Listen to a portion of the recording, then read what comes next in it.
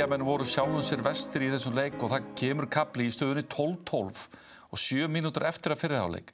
Það skora Framara 5 mörk í röð en á sama tíma eru Eyjamenn bara gersamlega að missa hausinn trekk í trekk með ótrúlegum mistökum.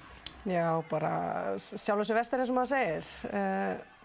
Það er svo leiðilegt að koma inn í klefa eftir leik og við bara köstuðum þessu frá okkur sjálfir, við erum sjálfum okkur vestir. En ég meina, líka bara, hvað er frétta hjá IBF? Akkur, Jókanavis, hann var aftur komin í markið, Petar, og Danni kom inn aftur.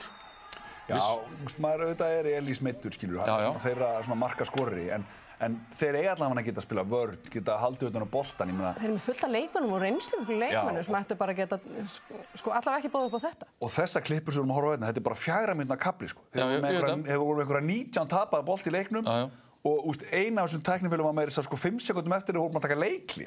Það bara stóð ekki í steini við steini. Nei, eins og staðan var 12-12 og stendur bara í hörkuleik og síðan alltaf bara klikkja þér út hérna á loka sekundu fyrriháleiks. Víti. Fá víti. Þetta gjör svo flókið.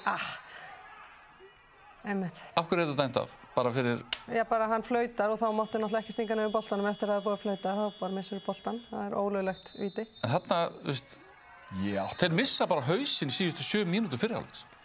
Það er erfitt fyrir þjálfara að eiga við það. Já, það er ekkert að skrifa eitt eða neitt svona á þjálfara. Þetta er bara algjört einbeitingarleysi í öllu einhvern veginn í leik IBVF í þessum leik. Hlusta betur.